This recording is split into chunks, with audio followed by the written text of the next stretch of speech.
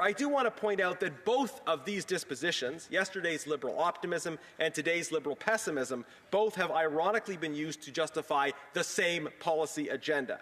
The Liberal Party of Canada, at least since Pierre Trudeau, has always wanted to pivot away from a foreign policy of engagement primarily with democracies towards a foreign policy that seeks a kind of strategic balance between the United States and Communist China.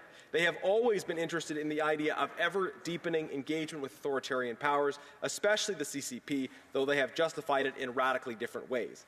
In the past, liberal optimism was used to justify engagement with authoritarian powers on the grounds that such engagement would speed us up towards the inevitable triumph of democracy.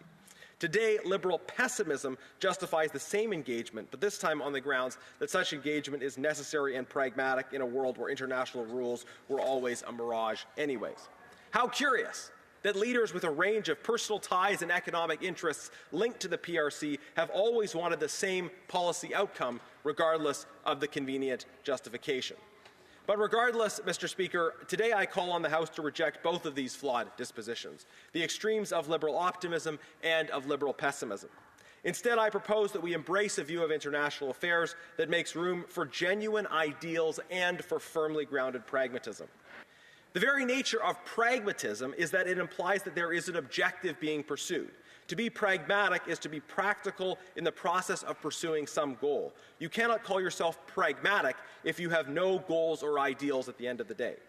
So in this troubled world, we can hold our ideals high while being smart and strategic in their pursuit.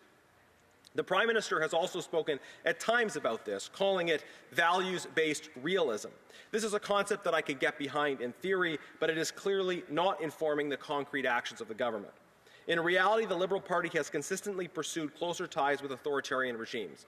By contrast, Conservatives will be consistent in defending the vision of a free, democratic world that stands together and collectively defends its shared democratic values.